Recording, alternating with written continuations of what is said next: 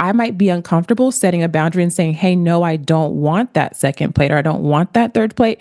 And we don't want to feel that. So we just eat it to appease other people. That is so interesting. So sometimes the emotion isn't our own emotion that we're chasing, but we're trying to solve for the emotions of other people. Is that what you just said?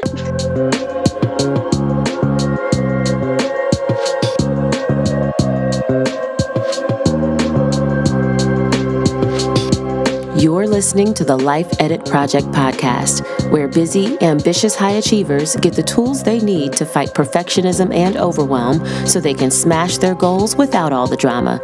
I'm your host, recovering overachiever turned professional life coach, Elizabeth Burrows. Let's get to it.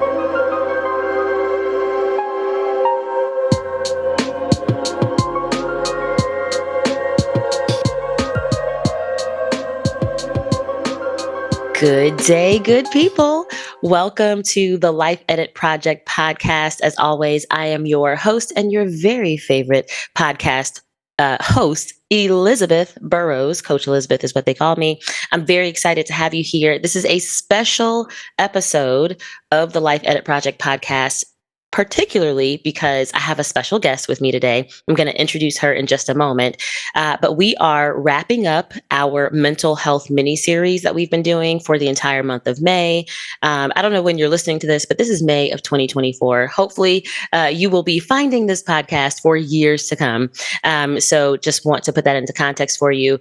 Also, this is a special episode because not only will this be available on all of the audio podcast platforms, but because I have a special guest, I'm also doing a video recording. So you can come and look and watch this podcast over on my YouTube channel, which is absolutely going to be linked up in the show notes for you.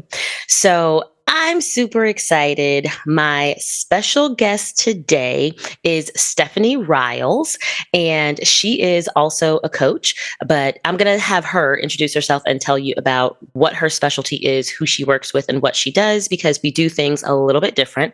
And I'm very excited about this topic today because we are going to be talking about emotional eating and the impact of emotional eating on our mental health, or rather how our mental health can make us turn to emotional eating. So I'm very excited about this topic. Y'all know I'm not a fitness coach. I'm not a nutrition coach in particular. So I haven't tackled anything like this on the show so far. So I'm super excited to hear what Coach Steph has to say. Coach Steph, welcome. What's up? Thank you so much for having me. I'm so excited to be here. So you mentioned I am Coach Steph, registered dietitian, personal trainer, and a mindset transformation coach. That's a lot of things. It is. It is. The main thing, though, is I coach macros and mindset. I help female perfectionists to beat self-sabotage and lose the weight for good. That sounds amazing. I know for a fact that I have a lot of perfectionists and recovering perfectionists in my audience. I myself am a recovering perfectionist. And by that, I mean, I am no longer considering myself a perfectionist, but I do know that I can have perfectionist tendencies if I am not careful. And I know that a lot of my listeners can relate very, very heavily to that. I don't know that I have really tried to be a perfectionist when it comes to my eating habits and my nutrition. I've never been big on like dieting or anything like that. And I have generally been happy with my body. Although I will say, as I get older, it becomes more and more challenging to just be okay with things being the way they are. So, Yes. so you're a personal trainer also. That's really cool. My husband is a personal trainer. I did an episode with him back on season 1. We talked a little bit about that. So I think it's really great that you've got both of those perspectives, and I'm sure you're able to help your clients a lot. Tell me, so who do you usually work with? I know perfectionists, but are you mainly working with women? What age range are they in? Yeah. So I work with female perfectionists, so women only. And typically, because I am a Facebook girl, most of my clients are my age or older. So I am 40. So a lot of my clients range from anywhere between like 35 to like 50 or 65. I've had clients that are like 79 in my group coaching program. So more on the older end where we're concerned about menopause and perimenopause, things like that. Yes, because that's when life starts to life and things get real. Things start to change a little bit. Yeah. Yeah, awesome. So let's just jump right on into today's topic. Let's talk about emotional eating. Please tell me, from your perspective, what is emotional eating? I know what I think it is, but I don't know if what my perspective is correct. So I look at emotional eating as eating when you feel an emotion to either get away from an emotion or to feel a certain emotion. And the thing is, we all do this a little bit. So it's Right. not like this bad thing that we should never do. Like we are human beings and it's probably going to happen.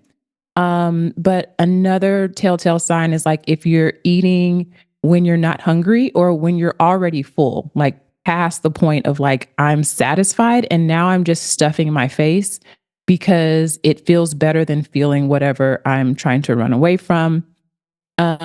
Rewarding yourself with food is another thing that likely comes from our childhood. Um, Can I think, relate. yes.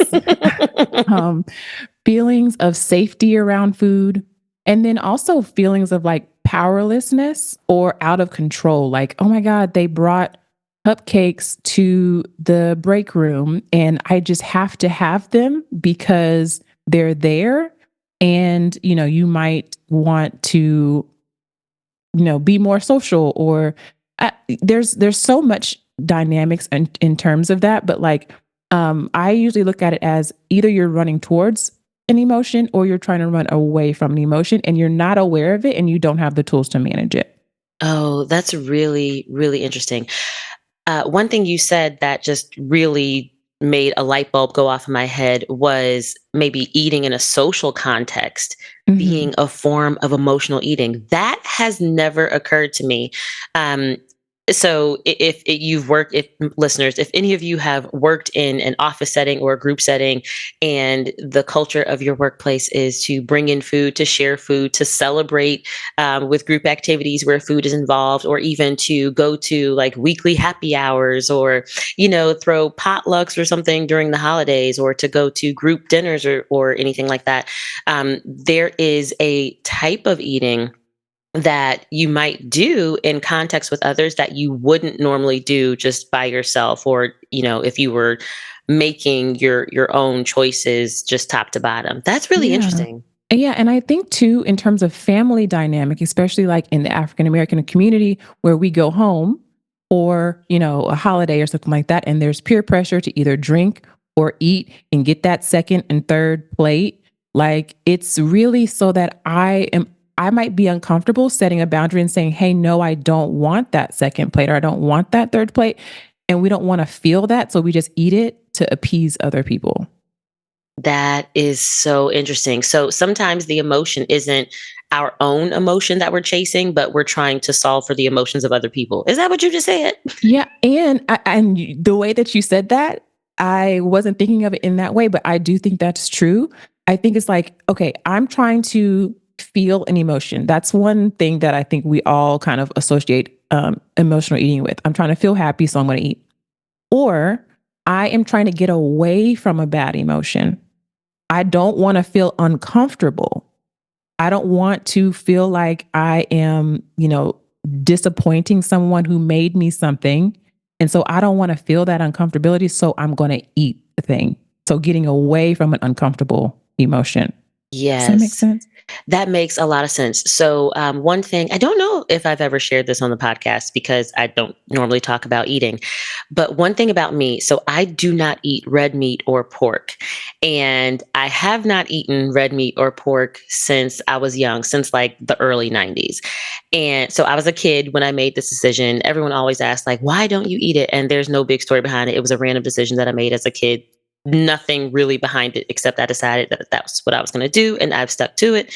And being raised in a Black household, pork was something that was on the table a lot and in food a lot, especially, around other family, lots of veggies are cooked with pork in them. And also my family eats, red meat. So burgers, ground beef and spaghetti kind of thing was something that we did.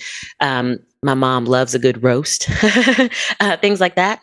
And so I do remember as a kid when I made that decision, having to, or rather, feeling a certain level of discomfort and even frustration with trying to just make my own decision about what I wanted to eat and being pressured from other people. So my parents were actually pretty chill about it. They respected it. But if I would go to, let's say, family's house for the holidays and the collard greens had, ham hocks in them, and I'd say, no, thanks. Those are made with pork. I don't eat pork. And they say, oh, well, they're just in them. You can pick out the ham hocks. It's okay. You can just go ahead and eat it. Or, what's wrong with pork? Pork's been good to us. You think you're too good to eat the pork kind of thing. Right. That's definitely something that happens. And yeah, that's really interesting. Hmm. So tell me, Coach Steph, is emotional eating something that you have personal experience with? I would say yes. I think we all do. I think that it's normal.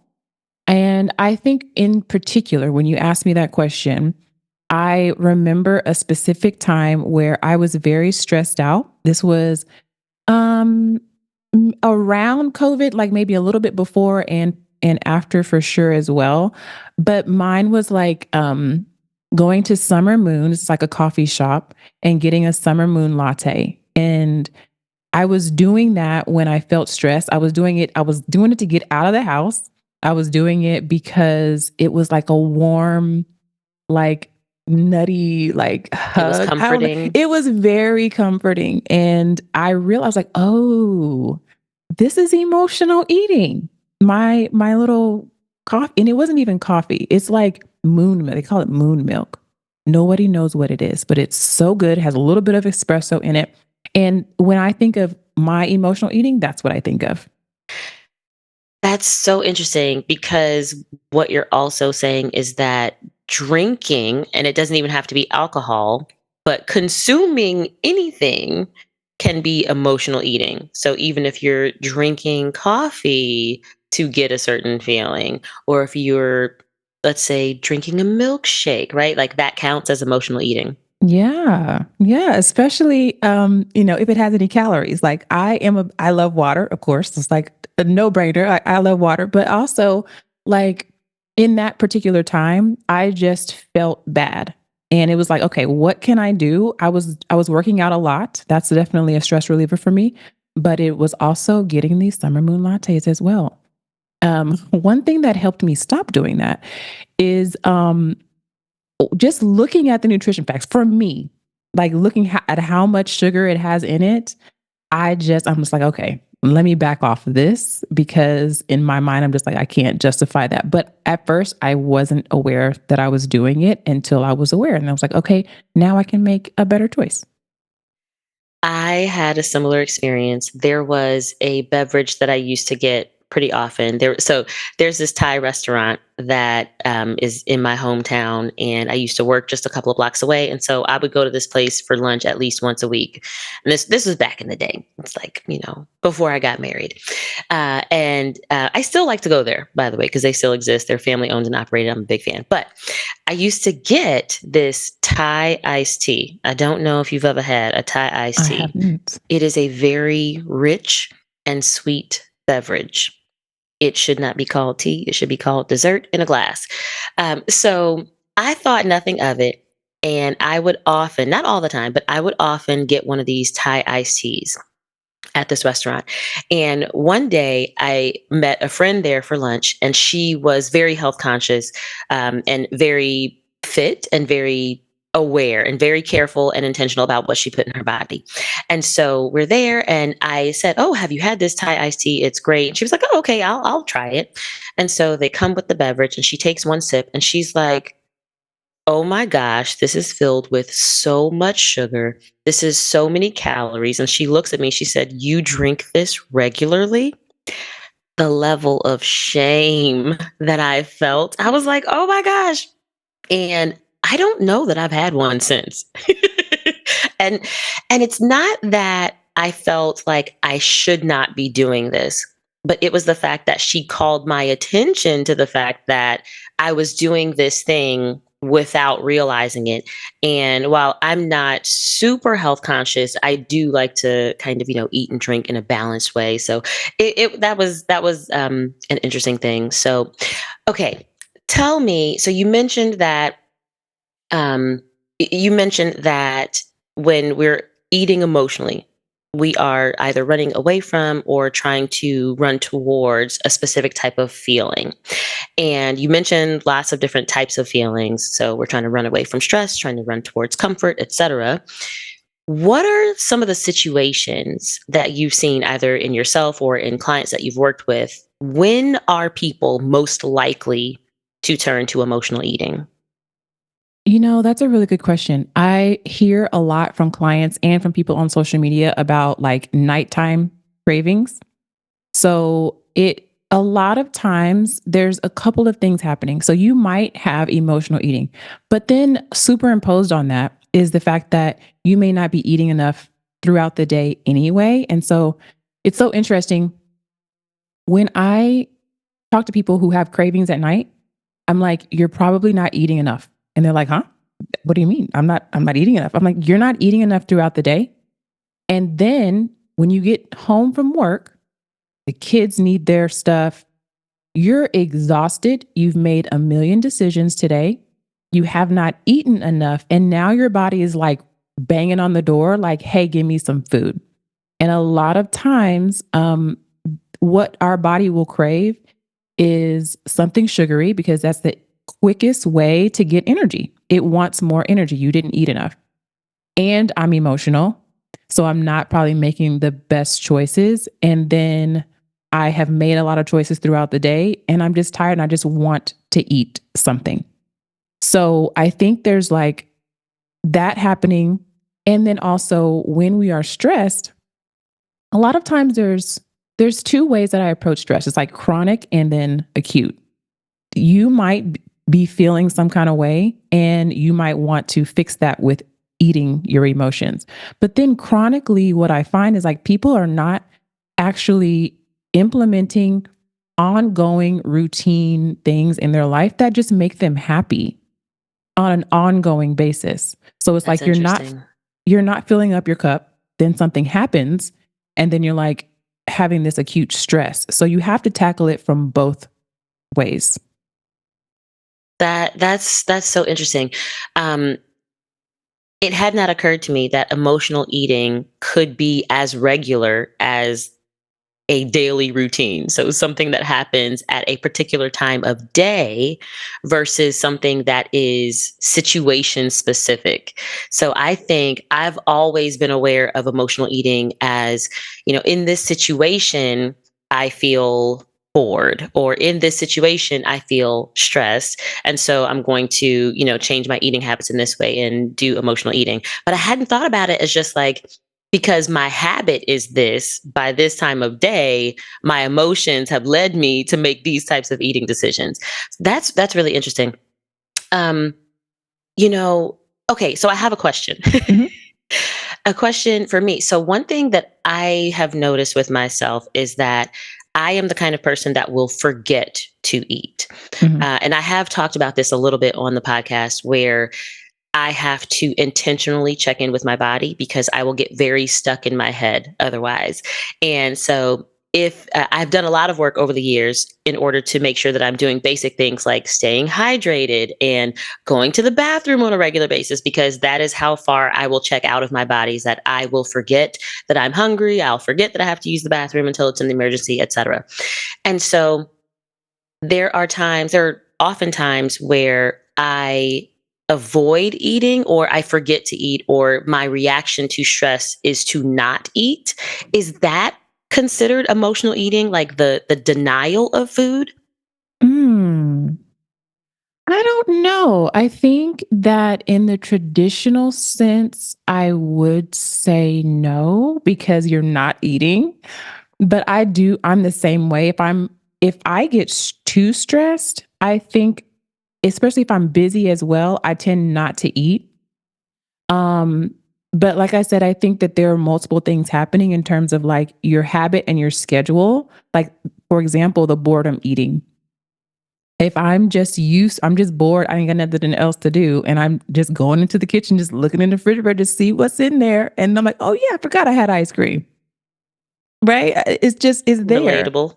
So it's environmental, it is emotional, it is maybe just a lack of awareness as well, and hunger. So there's so many things that are playing uh, a part in this all at the same time. Yeah, that makes a lot of sense. So I last week in so depending on when y'all are listening to this, in last week's episode, I talked about I gave a simple definition for mental health, and I talked about mental health being the part of our well-being that's related to our minds, our emotions, and our relationships. And I kind of see emotional eating as a behavior that sits very nicely in the intersection of our physical health and our mental health. And so I am wondering, from your perspective in your work with clients, what's been the best way for you to help your clients address emotional eating? Do you tackle it based at like as a physical behavior and the environment, or is it more effective to tackle it from a mindset perspective, or does it really require both because it sits at that intersection? Yes. So one of the things that I do take my clients through is like questions around how was food handled as a kid? Because I think that that's a huge part of it. It's like what we grew up with, we think is completely normal. Like this is just the way it was. And so I've had several clients where they were either appeased with food or they were just allowed to just run amok and just eat whatever they wanted. And so when they are stressed, they go into their pantry and that 8-year old girl comes out and she's just like, I just want all the things. And I'm like, okay, who's making the decision here, right? So just bringing to that awareness of like why, like where did this come from? Where did this tendency to lean on food and just like have no structure with your food, where did that come from? Because that lends itself when you do get stressed to you just eating whatever you want, right? So like really digging into um how who taught me how to approach food and how I'm eating. And then really planning for the obstacle. You can plan for the obstacle. Number one, we all experience some emotional eating. But if you know for sure that maybe have more like binging tendencies or something like that, really planning and deciding ahead of time in my highest and best self, how would I like to approach this? Like, here's how I'm approaching it now, but like, how would I like to approach it? And if this is the best case scenario, how can I make decisions that move me closer to that ultimate goal of handling it in my highest and best self? And then just ongoing is more about checking in with yourself and really asking yourself, how do I feel? How do I feel?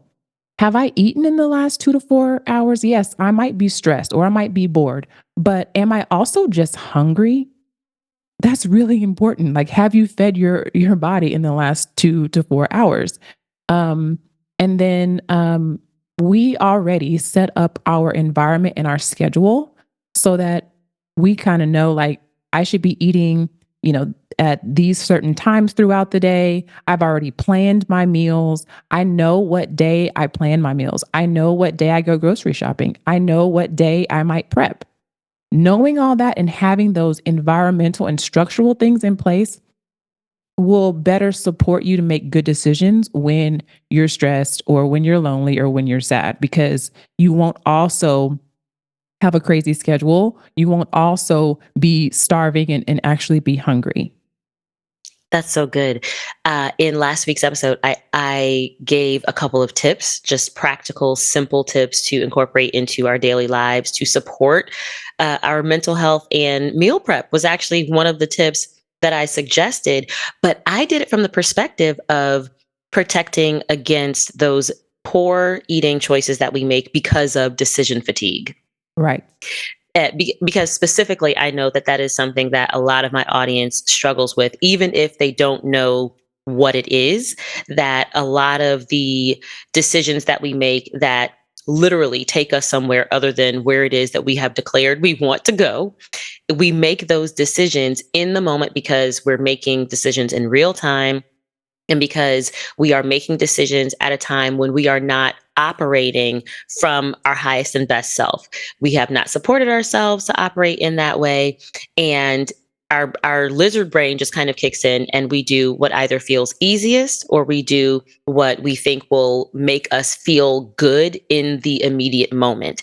Mhm. And those things are often very different from the things that we need to do in order to create the life that we have envisioned for ourselves.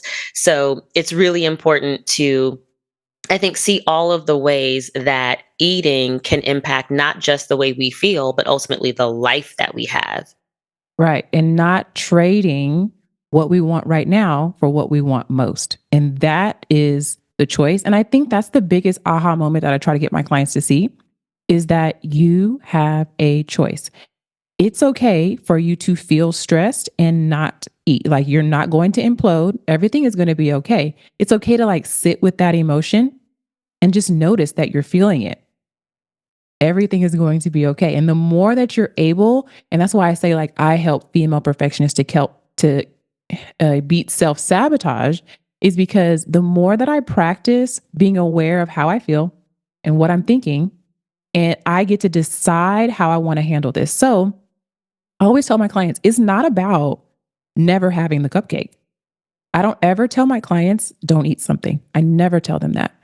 What I ask them um, is this going to help you further your goals? Are you giving yourself grace right now? How is that going to impact you? Are you okay with the impact? Right. So that self coaching is really important because it's not about not having the cupcake. It's you deciding I'm having the cupcake versus I'm stressed. So I just go eat the cupcake and I'm not aware and I'm not in control. It puts you in the position of power to say when you're going to have something or when you're not going to have something, but you're not doing it just because you're feeling an emotion or you're running away from an emotion. That's so good. I talk a lot and I've written a lot about the default decisions that we make and how important it is to cultivate the skill of just recognizing when you're making a decision so that you can actually make a decision on purpose that moves you towards where you want to be. Because the decisions that we often make by default, like you said, they tend to rob us of the agency that we have in any moment instead of actually empowering us. That is so good. So, okay, so just the way you were talking about, allowing for the feelings to be there and not having to solve them through food, I think that's a lesson that I have learned more, not so much through trying to manage myself and my own eating habits, but as I've been responsible for feeding my daughter. So I have a 10-year-old daughter. And so I've been responsible for feeding her for a decade. And like all kids, I think it's very easy to reward kids through food. Mhm. It's also very easy to see when children are developing themselves kind of an emotional relationship with food. Whether it's I'm sad, so I'm going to eat, or I'm bored, so I'm going to eat, or I'm happy, so I'm going to eat. Um, a lot of those things, I think, without needing to tell them that food can make you feel differently, kids figure that out. And especially with sugar, right? Because so many kids' foods are packed with sugar and all the things that give us those quick hits and um, honestly are a bit addictive, right? And so I can remember literally recognizing when my daughter has been bored and so she's asking for a snack and I'm like, wait a minute, I've given you this and this and this already. There's no way that you're hungry. And I tell her, you're just bored and I don't need to solve that for you. Go be bored. Go be bored over there. Go be bored in your room. Go be bored outside. That's fine. You're not going to be bored in the pantry or in the refrigerator. Right. Yeah, yeah. So good. Okay. So if we don't have to solve for all the feelings with emotional eating, and if we can just allow for those feelings to be there, please tell me what are we doing wrong? What's a bad way to deal with emotional eating? I just think if you are unaware, if you're just eating, your schedule is chaotic, you're not progressing towards a goal if you do have like a fitness goal, and you just decide, I can't do anything about it. And you're literally like giving up your power. I'm really big on that. Like, you get to decide. And if you decide that, hey, if I'm feeling sad, well, I'm just feeling sad. So this just is what happens when I feel sad. I think that's like the biggest thing. The moment that you can recognize that I am in control and that I can choose, then you can practice choosing on purpose. And I think that that is the biggest, that one shift will change your life. And I think, as well as not labeling yourself. We say, I'm an emotional eater. I'm an emotional eater. I'm an emotional eater. And it's just like, well, you're going to be an emotional eater because you keep repeating, I am an emotional eater. So something that I like to tell my clients is like, okay, so maybe you used to be an emotional eater, right? Even if it was yesterday, I don't care. That was yesterday. And I start to have them think of themselves in two parts, as like their old self and then the self that they're becoming. And I want you to spend more time in your language, in your thoughts, talking and thinking thoughts that your highest self is thinking, like the self that you are becoming, that version of you. What is she thinking? She's definitely not thinking, I'm an emotional eater, because that sentence is a dead end sentence. You can't do anything with that. So I think that's why, we teach our clients like to self coach, to ask ourselves questions like, is that true? Do I have to think that way? Is there a better way for me to think about that? The answers to those questions will change your life. And you only need like a 1% shift. Like, I was coaching someone one day and he was like, how do I radically change my mindset? And I'm like, you don't need to radically change your mindset. You need a 1 degree shift, right? If you think about parallel lines that go on and on forever, up and down. If one of those lines is shifted 1 degree, it's literally going to be in a completely different spot. If it keeps going, it's going to intersect the other line. You only need a 1 degree shift. That's it. That's the power. That is so good. You just said so many yummy things right there, and I just have to let all of that marinate. I think it's incredibly important to acknowledge the power of tiny choices applied over a long period of time, right? Because that is essentially what you just said. The Mhm. 1 degree shift in the moment may just move you 1 degree, but 1 degree applied out, over 365 days is a lot more. The difference and the journey is so much closer to where you want to be versus where you are now. And it's also easier for a lot of us to handle in that way. It's difficult to think about making a big radical shift. And I think, just like you said, there are so many people who never get started because they assume that if they can't make a huge change, it's not worth changing at all. Right. And the power of, even, I think, being motivated to want to change is an important part of the journey of living out change. And so I think we have to acknowledge that wherever it shows up. Um, uh, Something else that you said, you talked about just not calling yourself an emotional eater. I'm a big fan of this. So I did a whole episode earlier this season on self concept. And I talk a lot about, in that episode, the difference between identifying the difference between doing a behavior, having a behavior or a habit, versus identifying yourself and your identity with that behavior or with that habit. And I think I started there with this podcast when I first introduced myself as a recovering perfectionist. So I no longer identify as a perfectionist. I no longer identify as a procrastinator. I no longer identify as an overachiever, because those things don't serve me as an identity. That is not who I am, and it's not who I desire to be. And I can acknowledge the fact that I can engage in certain actions and it doesn't have to dictate who I am. And when you can see the difference between who you are and what you do, you create the space and the opportunity for transformational change.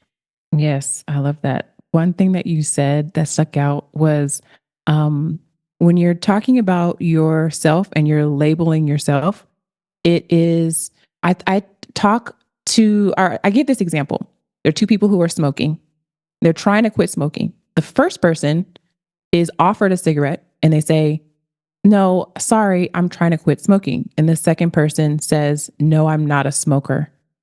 And at the end of the day, they're both trying to quit smoking, but one of them is still identifying as someone who's trying to quit versus embodying this idea that I am no longer a smoker, even if you slip up and you smoke sometimes, right? Like I tell people all the time, I identify as a self disciplined person. You can't tell me that I'm not self disciplined. I love the word self discipline. I know that's really weird and most people think it's really Same. restrictive, I'm a but fan. yes. Oh my God. People think it's restrictive. I think it is power. Like I lean into the power, I lean into the love, and I love it. And you might catch me for 3 months out of the year, and I haven't been to the gym one time. And I don't care. You can't tell me that I'm not self disciplined because when I zoom out, I have shown up for myself year after year, year after year. So it's like really what you identify with. So you can let the I'm an emotional eater go. And then who are you without that label? That will change your life. Ooh, y'all, I'm going to give y'all a homework assignment. Journal on that. Who Yes. are you without the label of being an emotional eater? So good. Yes. All right. Let's land this plane a little bit. Tell me before we go. I've had so much fun, by the way, with this conversation. I feel Same. like we could go all day. We could.